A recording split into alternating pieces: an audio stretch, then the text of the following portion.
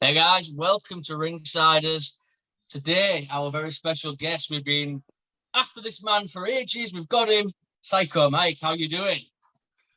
I'm doing good. You worked us then. Next question. For a second there, I was like, "Oh no." Oh Hey, but no, Mike, Jamie, I'm not. If I look a bit distracted, that's just my normal demeanor. So don't please don't take it personally. hey, it's cool. Usually I Like, don't. Yeah, usually I don't have my wits with me. But yeah, doing good. And how are you doing? we're good. Like Jamie said, we're happy to have you here because this has been one we've been after for a while. Yeah, Obviously, I'm I think sorry. we mentioned to you before that first time we saw you was in that match with Danhausen, as I imagine a few people have. Yeah. And Psychic Mike was the name that came up on that match. And Yes. it's been an in joke now with us and our friend group that we quote that match. There's parts of that match which we mention all the time.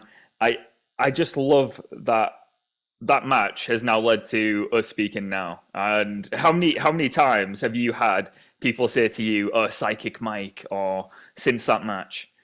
Um. I. Yeah. I'm actually surprised, I guess in a pleasant way. Like I didn't expect much to come from that. So the psychic mic thing, that's like it was a recycled idea. A long time ago, I just had this quirky idea where I think at the show I found this big box and I just cut out like a little window and I thought it'd be funny if at intermission I tried to sell palm readings. So I put up psychic mic on it, and I actually sold two. Really? By sold, I mean like it was kind of like yeah, I wasn't like, charging like $20 or anything, but it was just for like an Well, extra dollar. I'll give you a palm reading let's type be thing. honest, it's But as real as a genuine palm reading anyway. I yeah, mean, it's less fake than pro wrestling. The yeah, palm reading, because and but sorry, yeah, and then I always just thought it was like a cute little thing. And like I've always had this idea where like Psycho Mike would kind of have these alternate personalities. I'm basically just copying McFoley in a way, I guess, but it would be like Psycho Mike, Doctor Mike, Psychic Mike, and like I never really went anywhere with it. But it was Danhausen actually came up. It was just funny because he cut the promo and started calling me Psychic Mike, and like he didn't, there's no way he knew that it was like a bit I had in my back pocket Mm. from Mhm. earlier. So when we met at the show, and I definitely want to do something with that because um I think the universe is telling me something, because like I've had that in my head as well. And he had the big sheet of tinfoil with him. Mm. He just Yeah. brought it. He's like, just in case. And I'm like, all right, this is it. We're running with this. Um, and like in an intimate setting, it was just crossbody pro wrestling. You can kind of get away, I find at least, more with quirkier ideas like that, because Yeah, you're not trying to sell it on this grand stage or anything. And the more intimate environment allows, I don't think people take advantage of it enough. I agree. No. Yeah, Yeah, it's like doing like an open or yeah, like an open mic set, or like an acoustic set or something at like a bar or something like that. It's Yeah. just a different feel, right? But yeah. I Do Yeah. told you I talk too much. Hey, No, do you good. remember? I've been honest with you, and I said, because me and Callum watched it together, didn't we? And I said to you, I've been watching wrestling. I'm 38. I've been watching wrestling at least 30 years, and that is one of my most favourite matches I've ever seen. And I'm not BSing you as well. I said this to Callum when I We've watched watched it. it so many times It, since. it's just It's it, it's why I love wrestling. You know. Yeah, it's one of those It, matches you put on when you need to cheer yourself up. Like we all have those yeah. matches we watch where it's, and that's one of yeah, them for me. It's just if you want to just have a laugh and not take yeah, wrestling too seriously for a bit, because God knows it's just so serious these days. If you just want to have a laugh and enjoy it, that's the kind of match I want to see. And yeah. Yeah. you mentioned like people not taking full advantage of it. It seems like it happened more in like, do you remember the early Chikara days when you'd have Yes, like yeah, Chuck Taylor doing the hand grenade spot, and the ass punch and all that, and doing all these crazy spots which were hilarious. I don't feel like we see it as much on the independents these days because a lot of people are trying to be super serious wrestler who like I'm a grappler and I do submissions, and which is great. But I think you also need the comedy side too, like have a healthy mix of it. Yeah, that's the way I always um approach it, at least in terms of philosophy. And this might sound pretentious, but uh yeah, whatever. But like I don't really look at it as comedy wrestling. It's like it's a wrestling match with some jokes in it. That's really what it is. And um we often talk about a wrestling match making you feel something. Mm. But it's usually that conversation happens in the context where um the match puts you on the edge of your seat, or there's the suspenseful and everything like that. But like laughter's not an emotion, but like happiness and Joy. feeling Yeah. joy, like Yeah. those are emotions are just as strong. And if you, I don't know, maybe this will backfire on me, but if you ever reflect on times when you were a kid or even at an old job, like usually you remember the times that made you laugh, Mhm. made you happy, and you kind of let go the stuff that made you miserable and everything. So like the fact that, like, it means a lot to me, the fact that you watch a match and it's resonating with you, Mm. I think kind of, I don't want to say proves it, but it gave you an emotion. And Absolutely. I don't like when in wrestling when people talk about comedy wrestling where they kind of put that in the corner, and it's like that this emotion is not on the same tier as anything else. Because I have people come up to me and will tell me how much they've enjoyed like in the grand scheme of things, like a pretty innocuous match, Mm. you know? Mhm. And that means a lot because I think it's powerful. And I think we underappreciate the power of that.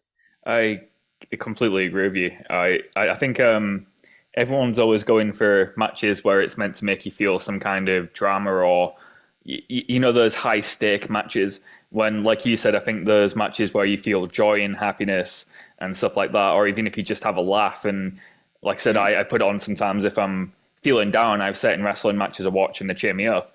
And that's one of those because that match just it's almost like that's what you were planning to do, like was just to make people there have a good time and leave that arena thinking that was fun. And that's Yeah. what wrestling's meant to be, right?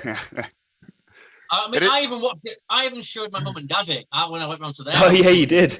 I put it on for them, and I just said to them, "You've got to watch this." And I mean, my dad's a wrestling fan anyway. He's watched it with me my whole life.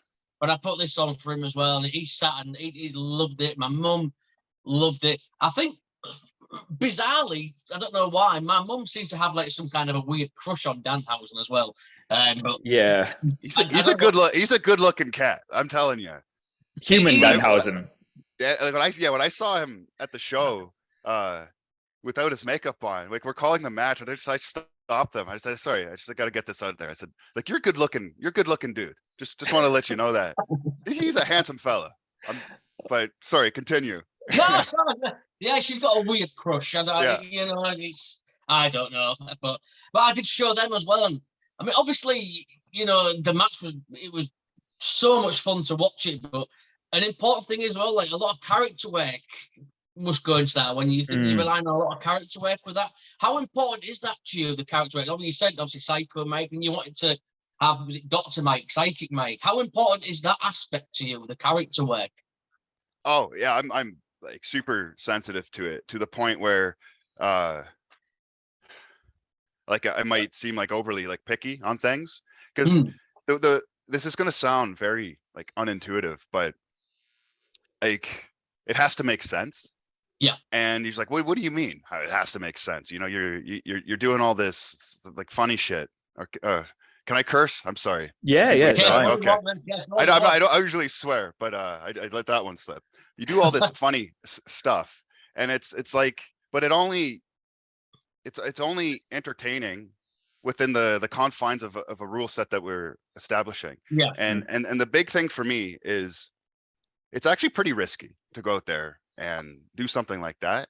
And if you go out and you try to do something quirky or fun or like tell a joke and it's not effective in the pro wrestling match, then it sucks. So there's still that pro wrestling psychology Yeah. to it.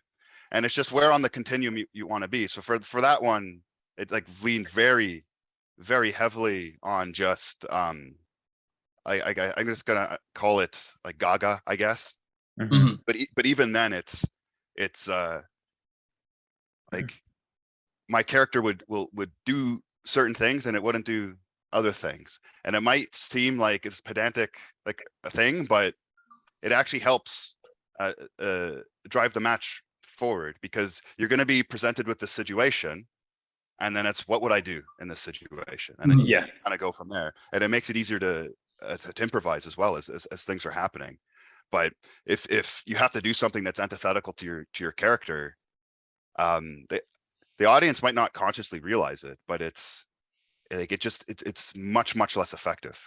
And I think Yeah. this is why when people try to do comedy wrestling, and there's a certain class of it where it's very hokey and carny, Mhm. where like like there'll be times where someone will call a spot and it's like, maybe I hit the rope, and then you tell me to stop, and then you point to the sky and I look up and you stomp on my foot, and it's just, yeah, it's very shallow, right? There's no weight to it. And Yeah. it's like this is only funny in the sense that it's happening in a pro wrestling ring and you wouldn't usually see it, but it's a very shallow thing. And you do it and no one's going to react because it's not something that I would do, and they know Yeah. that in a way. So you have to be careful with it. It's actually harder than people think. I can't imagine how hard it is to do because I think it's hard enough to be purposely funny anyway, even like as a comedian or something, let alone having to be funny in the confines of a wrestling environment like a ring with a crowd watching you. Because not only do you have to be funny, you have to make your environment work for you as well. And that's why I think that match we mentioned before was so good, because you even had the PA system playing your thoughts that were in your head. Yeah. And the crowd, not for 1 second, booed it. They just bought into it and went along with it. And you Yeah, made so that that work. was that was a bit of a cheat code because the whole conscious thing was something that I had established in that area like leading into that. And so if I did that cold turkey out of the blue, it probably wouldn't have resonated because it would have been too jarring and too confusing. Mm. Sure.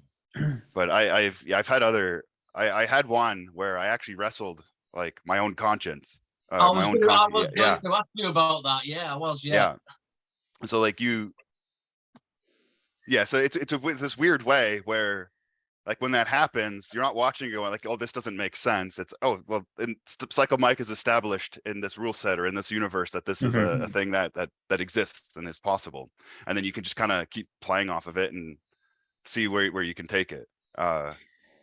Yeah. So Who's a wrestler that you'd maybe someone that you haven't been up against, like on the caliber of Danhausen when it comes to being creative? Who's a wrestler who is creative that you'd like to get in there with and do something similar with? Is there obviously there's people who are creative like Bray Wyatt, for example, but who's someone you'd like to create some magic with?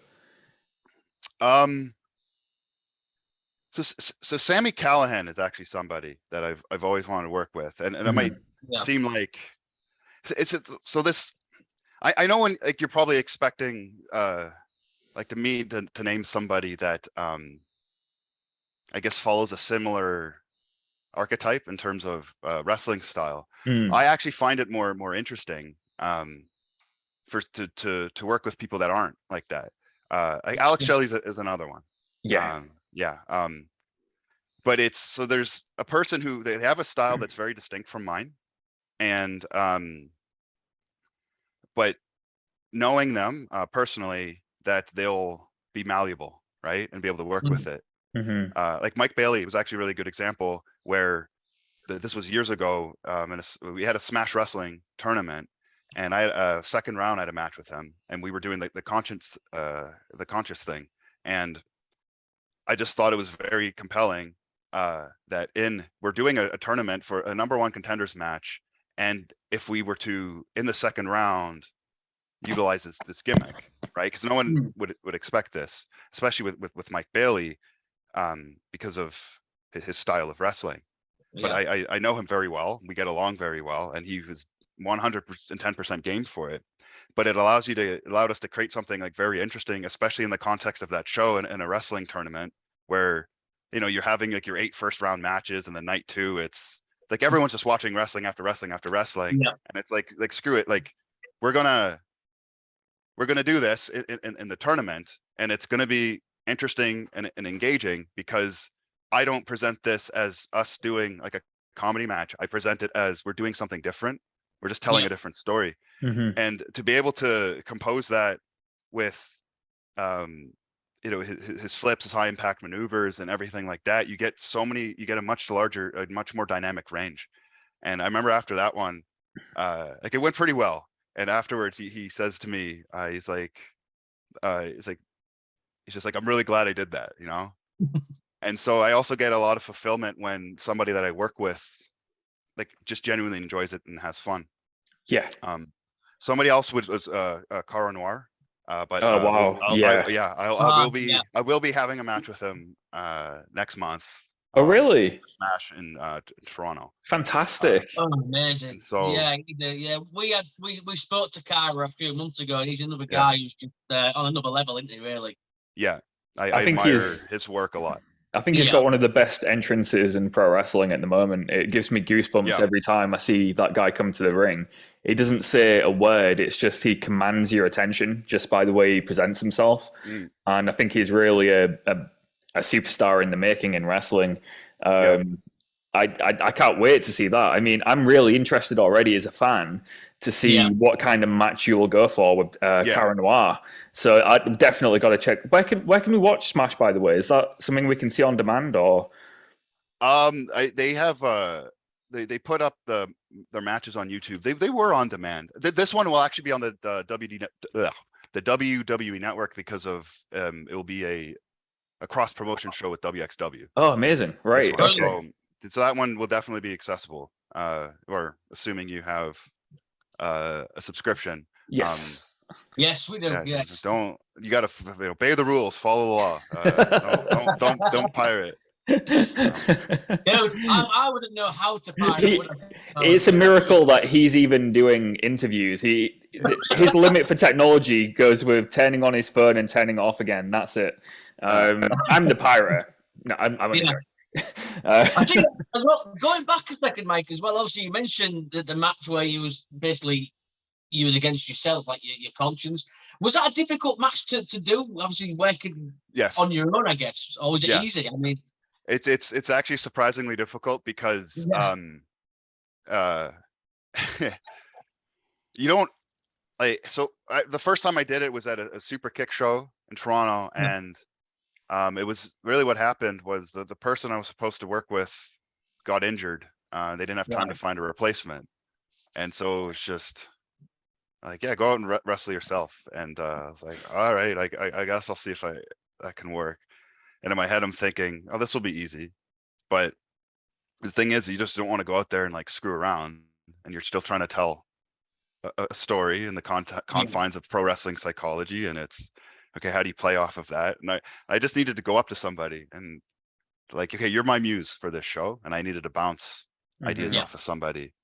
So for the one against my conscience, which was essentially effectively like the same concept, it was the referee of the match, Matt, that I was just like, I need to like call it with you in a weird way. And it's tough because like if the thing isn't working, it's very risky. Again, like you go out there, you're showing a lot of ass, and it's just if that day they're like, no, we're not into this. It's like, well, I'm committed. I'm screwed, I guess. It's kind of like doing improv comedy or some improv stand-up or something, because you've not really had a testing audience to do it in front of, and then you go out there and it's either going to work or it's going to flop. And if it flops, you're stuck in the middle and you've got to commit to it until it's over. And Yeah. I think it's so. I'd never be able to do it. I'm too anxious. I would not even try. So you have my respect for going out there and thinking, I'm going to give this a go, and then fuck it, it works. Yeah. It's like you're doing theater as well as wrestling when you do stuff like that. But the thing with I- improv comedy is that the audience it's expecting some of it to be bad because they're True. aware of the situation, right? Well, none of it's rehearsed, so it's not going to be completely smooth. That's also part of the joy, just to kind of see where it goes. But I think out of the box, wrestling it's expected to be more polished. True. Yeah. It's not like rehearsed per se, but it's there was a show that's being planned and everything. So in the way, it's like a bit less forgiving. Yeah. But yeah. Wrestling yourself, I can only imagine would be awkward if you forget a spot and you can't. That's a funny thing. In that one, I did this stupid little thing because I thought it'd be funny. I put a towel over my head and waterboarded myself. Oh God. And somebody like suggested it, and I was like, yeah, I'll do that. And it's it's a form of torture, and it's like it's only torture if somebody else is doing it too. It's not you do it to yourself. It's Yeah, of course. no problem. And then the second the water hit my face, the towel gets wet and it seals my mouth, and I couldn't breathe, and I panicked. So I actually like forgot what I was doing, and I rolled into the ring. And I swear to God, I put myself in a chin lock and I started talking to myself. I'm like, all right, where are we? Like, what are we doing? That's the greatest thing I've heard. That was my instinct. Was Yeah. I'm lost. All right. Put him in a rest hold. Talk it. Yeah. Right up. Yeah, hit me in the gut twice, and Send I me don't know. off. Yeah. Yeah, cut me off. Nah, I'm pretty sure. Yeah. I said it as a joke, but you actually did it. That's even better. Oh, yeah, no, I'm not I even love that. kidding. Yeah. And then as I was doing it, I realized what was happening, and I'm like, oh, I hope like this subtle detail somebody picks up on it. But I was actually like panicking a bit. So that's a no to waterboarding yourself in the future, I'm guessing. Yeah, don't do it. Not recommended. Right.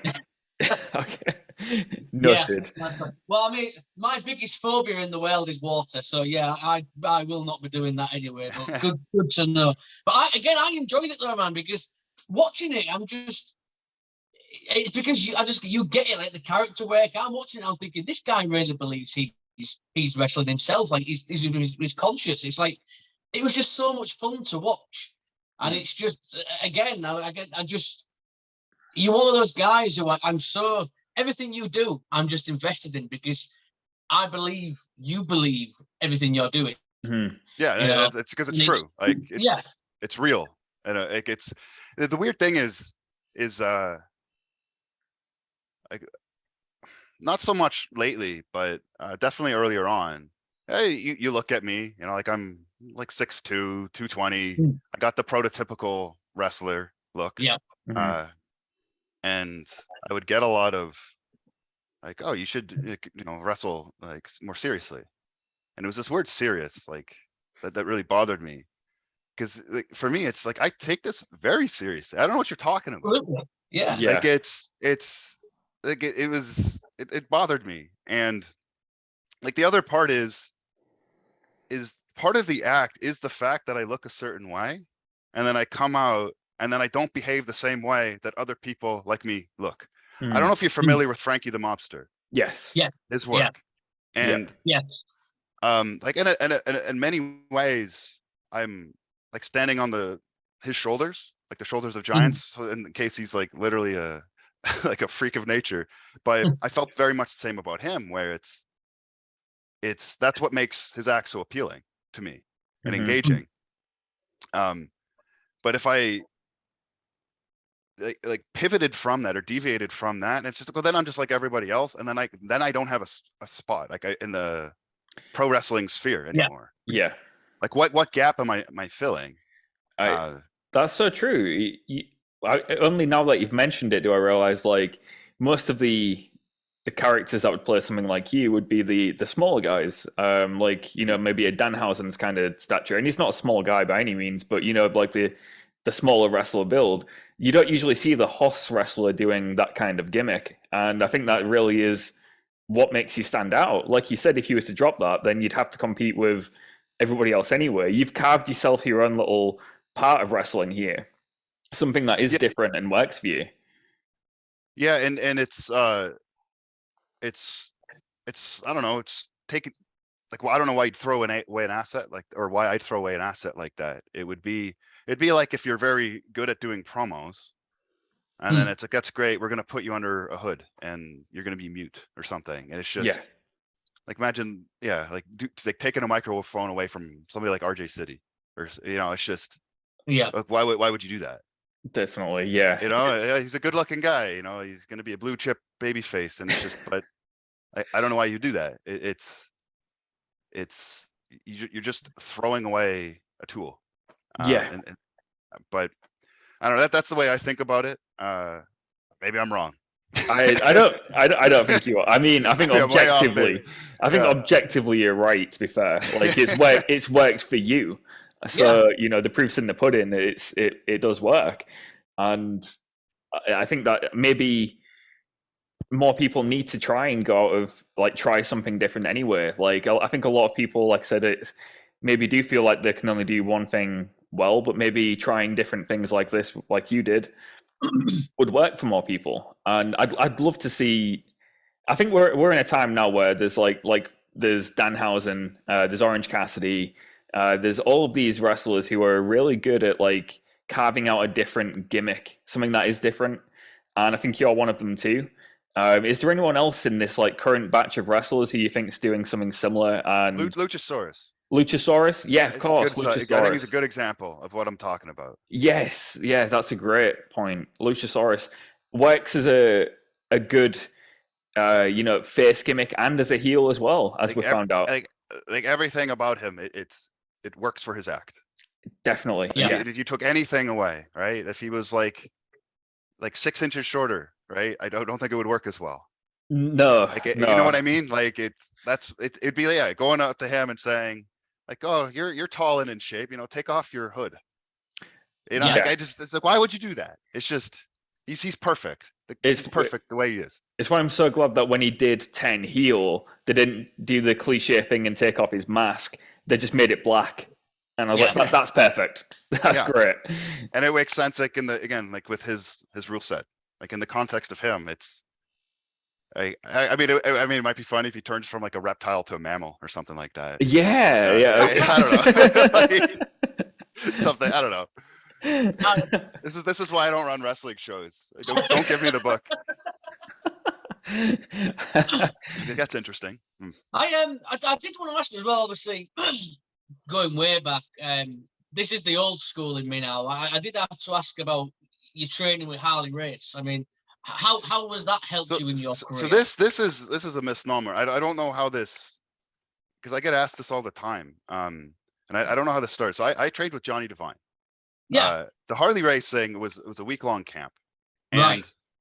And this was like, it would be very inappropriate to say that I was trained by Harley Race, or even to say that I trained with him. He was there, and that was the long and short of it. But this is a detail about my life and career that has been somehow perpetuated. It's everywhere, dude. When I'm doing research, it's everywhere. Yeah. Harley Race. Yeah, and so I don't know how that happened, because I've never told anybody in my life that I was trained by him, and I've always been wary that in some circles people might be talking about me like, oh, this guy is, like, making this claim over here. Like, it didn't happen other than the week-long camp that he would run every, I think it was like a yearly camp that he would run. The only thing I can think of was when I was like booked or scheduled for the WRP, the Wrestling Revolution Project, and then when that was announced, that's the only thing I can think of where was that in that announcement it had mentioned Harley Race, and then that as people do research, like, because I've done interviews with, like, other newspapers and things, and, like, detail will come up. Yeah. So it's just, Isn't it it kind of amazing how? Yeah, and it keeps getting repeated. So when you do your research and you read it, like, you're reading, like somebody reporting on something else, and I think it stemmed from that one announcement. Because it does say, obviously, Johnny Devine, Harley Race, Scott Demore. They're the three that kept coming up. Yeah. And so Scott D'Amore, because Johnny Devine had moved to Windsor, Yeah, and I continued training with there, and it was at Scott's school. So Yeah. there was about a year and a half there where I'd be going down, and Scott D'Amore, like it was his school, and more than a handful of times was there helping out with the training. But just to contextualize that, I think it would be unfair to say that I was trained by Scott D'Amore, even though he's definitely taught me a bunch of things, if that makes Well, sense. Yeah. let's try and nip it in the bud right now. If Yeah. any other podcasters are watching, Yeah. listening, whatever, Yes. and you're going to interview Psycho Mike in the future, Yes. it's a non-Harley race. He did a camp, and Scott D'Amore, same thing. Yeah. So I'll be honest with you as well, and Callum will tell you this. Like Harley race is probably like the goat to me. So the minute I see Harley Yes. race, I'm going to ask. Yeah. You know. No, like, yeah, I'm not offended or anything. Don't get me wrong. Just, I just wanted to contextualize the conversation it's fairly. Yes. It's not the first time it's happened. There's some things we mentioned before where it's Yeah. oh, so you did this, and they'll be like, I have no idea what you're talking about, and it's the most embarrassing thing, really, because you're making these claims that someone's done something, and they have not a clue, and you have to like try and save it and go, oh yeah, well, Google said this. Yes. Well, one thing I can ask you, 'cause I know obviously we speak to Kerry Silkin quite regularly, and we were speaking to him last week about Dalton Castle. Mm. You fought. You was against Dalton Castle. Was it last week or a couple of weeks ago? Yeah, back in September. Yeah. What was it like working with Dalton? 'Cause I think he's another guy who gets the character side of things. Yeah, as well. absolutely. Yeah, that was actually my second match with him. The first one I did, would have been like back in maybe 2016 or 2017 for Destiny. I love him to death. And Yeah, he actually it was actually that high enough.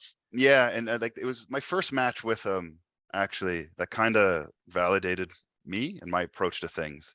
Yeah. And because when we were calling that first one with each other, there were certain times where he'd say, like, my character wouldn't do that. Right. And he's like, sorry, like, I don't want to be, my character wouldn't do that. And I'm just, so when he says this, I'm thinking, like, no, like, I feel this way all the time myself, right? Now I feel like I'm being the disrespectful one to like throw things over.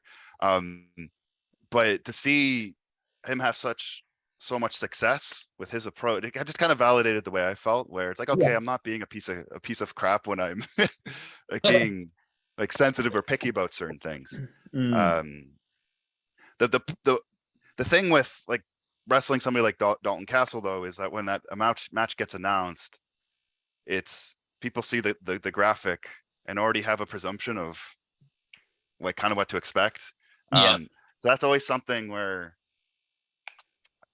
like I'm a bit wary, because it's much easier to deliver on something where it's like, I don't know what to expect out of this match. So then you do something, it's like, well, I didn't expect that. Like, but then if you come in and they expect, like, I thought it'd be funny, and I actually pitched it to him.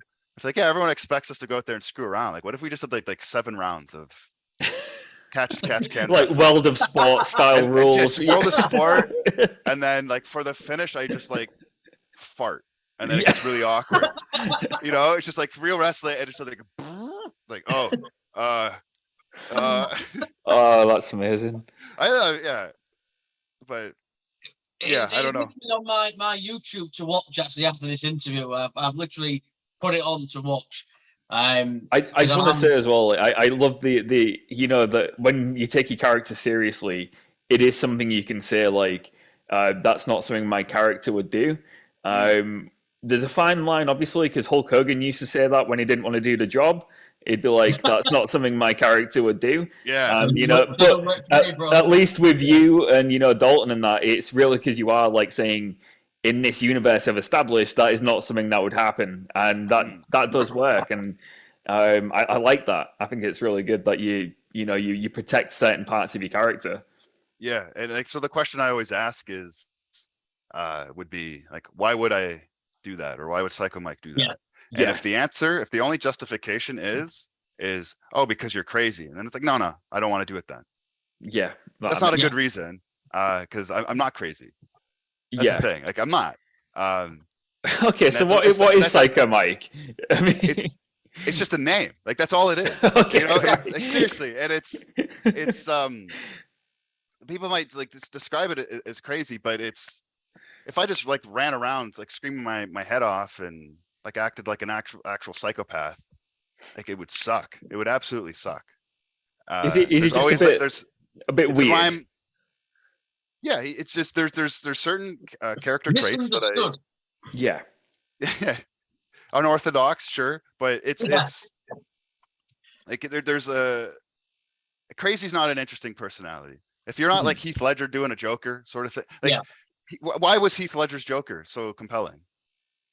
Was it because he was crazy? No, No.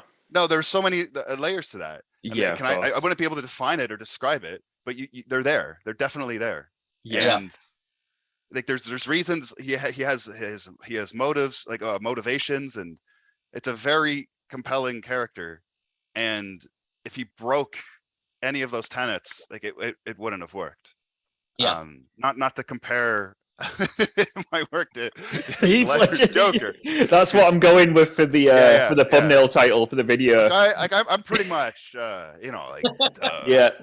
the Dark Knight. It's just like pretty much Psycho I don't know. Mike, I'm the Dark Knight of pro wrestling is going to be the title of the video. Yeah. So yeah, just so you know in advance. Yeah. Heath Ledger of pro wrestling. Yeah, there we go. Perfect. Well, I Don't know do that. Please don't do that, because 10 years from now, I'm going to do another interview. It's like, so you once claimed that you were the Heath Ledger of like, Yeah, I never said that. I don't know how this came around. I did. Did Harley Race say that about you? Or was it, oh no, stop. Brilliant. Well, we always like to ask as well, dude, obviously before we start to wrap up as well, because I can smell the chicken korma coming upstairs. My missus is cooking tea. Oh, We always like to ask other people here in America, is there a chance we'll see you over here in the UK at some point? yeah.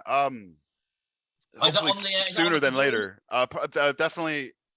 It's on my radar in the new year. Because I have a good relationship with WXW. Yeah.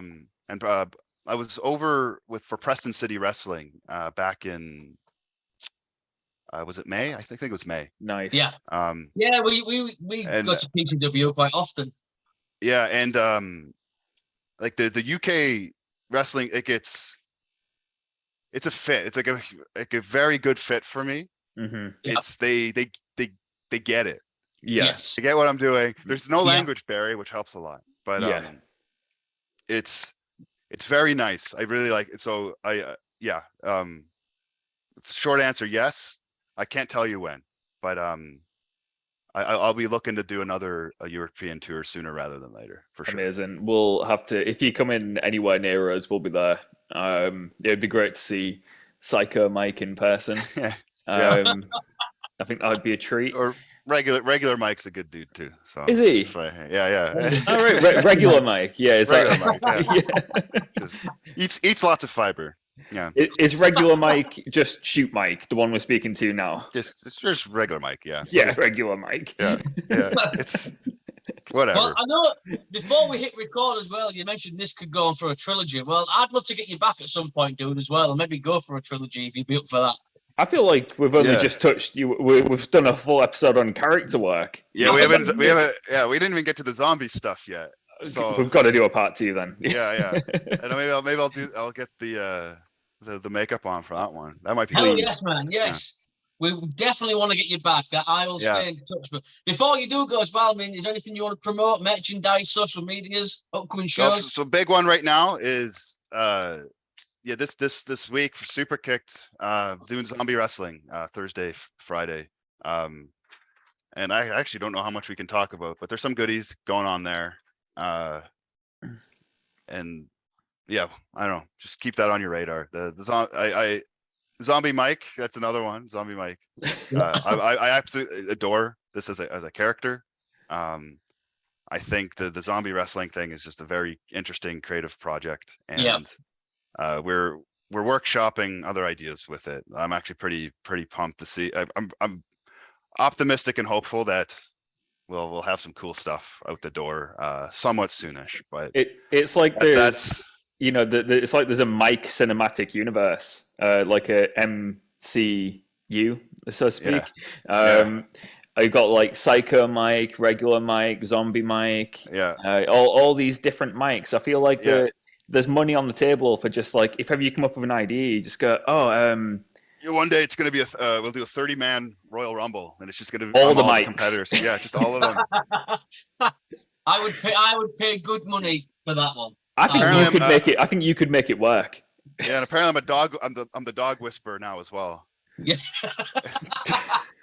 Yeah. That's why I kicked my dog out the room. I saw on your Twitter bio no dog, so I kicked her out the room. I don't know. I don't know if that made its way all over across the pond, but I've seen it, dude. I enjoyed it. I mean, I did see all the comments. Someone put, "Oh, send it's so this to Jim distressing, Cornette." so distressing." Someone just wrote underneath, "Send this to Jim Cornette, please." So like, don't do that. Like that's don't snitch tag Jim Cornette. It's just it's like you're having a good time, and you're like, you know what? Let's call the cops. And have a break. It's just get the police over here. Exactly. That's such a good way of putting it. You're having a great time, and then just think, let's call the police. That's in the grand scheme of things, like, this is not a big deal.